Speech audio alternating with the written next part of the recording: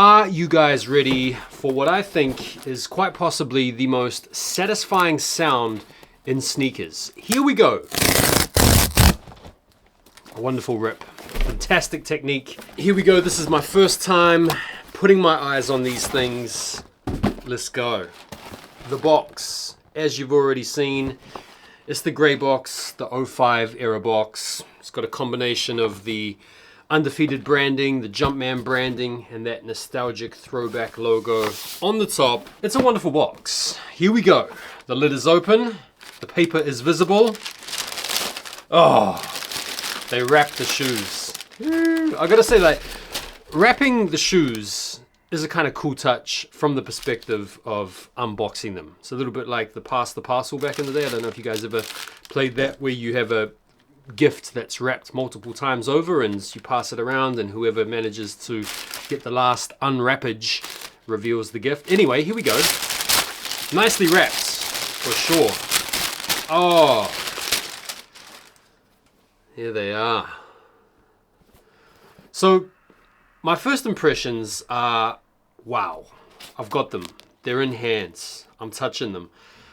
From a colorway standpoint, the green is, I don't know, it's a little bit more matte, maybe a little bit lighter colored than I'd thought. Hang tag on the side, very cool. I mean, the big thing here, it's like the little orange flashes, eh?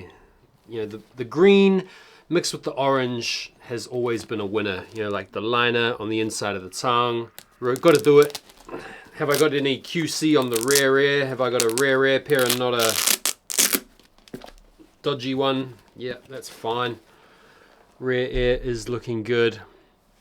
Nike Air on the back. I mean, there's an open question as to whether or not the Nike Air on the back is a good touch or not. You know, there's a few people out there that might say that the Nike Air just belongs on the OGs, which, you know, I can understand. But yeah, and then we put the Jumpman upside down. If you know, you know.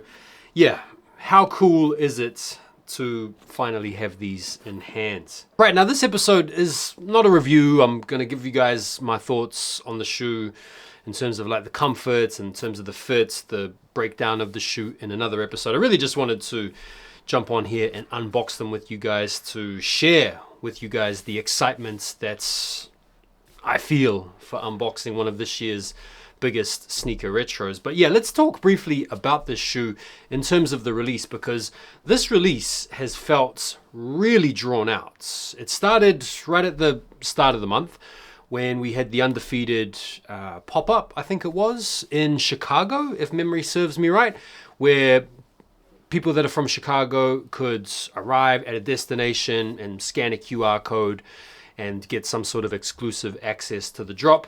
We then had the EQL raffles on the Undefeated websites, which for a lot of us, myself included, I was hesitant to jump into the raffle because basically these things, after you factor in shipping and you factor in customs duties, were likely to run north of £300 once you factor all that stuff in. So me personally, I didn't even go into the EQL raffles on the Undefeated website for these, just because of the shipping and because of the potential customs. And my position had always been just wait it out, wait for the end of the month, or wait until these get a Nike Sneakers app release in the UK, because one would be able to skirt around those extra charges. I have made a few short videos talking about the prices, and if you guys have been following me on IG, and if you're not following me on IG or TikTok, I'd recommend you do so, because I'm trying to commentate on these types of releases as much as I can so as to share the info and knowledge with you guys that I do have. But I had told you guys at the start of the month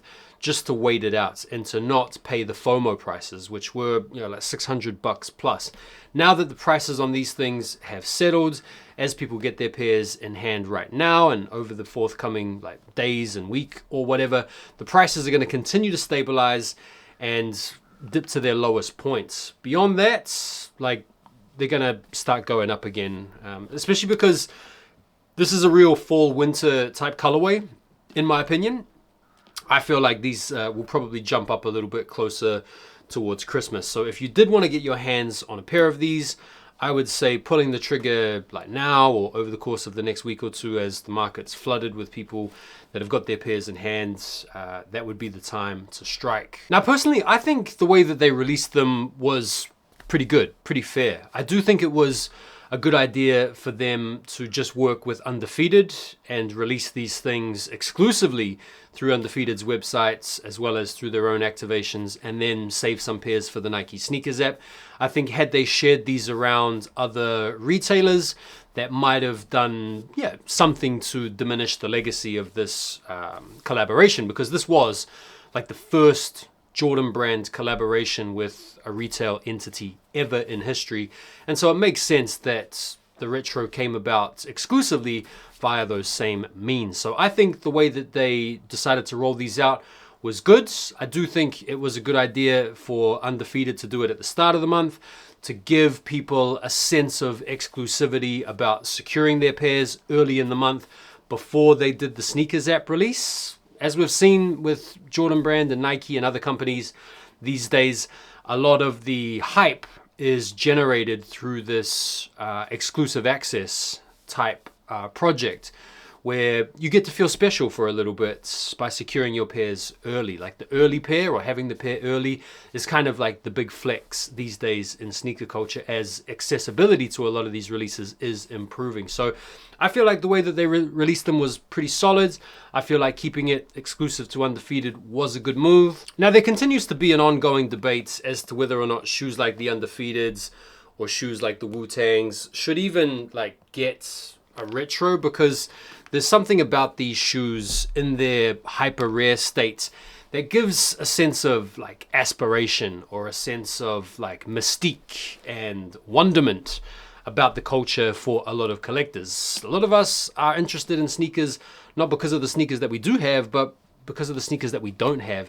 And for the longest time, seeing pairs like the Undefeateds in collections like Mayer's or Perfect Pairs or Greg Street or DJ Clarkin or any of the high key most famous collectors was always something really interesting to me. Now the fact that these are widely available and you're going to see everybody else rocking them these days does take away a little bit from the whole mystery of the sneaker. But at the same time, being able to actually own these, being able to actually have these and rock these is a bit of a dream come true for a lot of people. And it's a great way, I think, to honor the legacy of the shoe by retroing it, but keeping it somewhat separate from the original. So the Nike Air detail on the back, for example, is something that makes this shoe unique apart from the original Undefeated retro, thereby keeping that shoe somewhat special in its own right. But obviously that's just a superficial touch. Most of the shoe is pretty much identical. So yeah, I don't know where you guys stand on that whole debate. My position has softened on it a lot, as it seems like Nike resigned to continue on with that particular project. So there's not really any point burning up any energy unnecessarily. But yeah, those are my thoughts anyway, guys. I feel like it's a dope shoe. It's amazing to have these in hand. I'm going to be bringing you guys my in-depth review on these probably tomorrow, chucking them on foot, maybe switching up the laces. But yeah, what do you guys think about the release? Do you think they brought them out in a really good way? Do you think they could have done better? Would you have liked to have seen more pairs go around? What do you guys ultimately think? Feel free to let me know down below. And as always, I appreciate you guys messing with the content. I'll see you on the next one. Take care for now, and peace.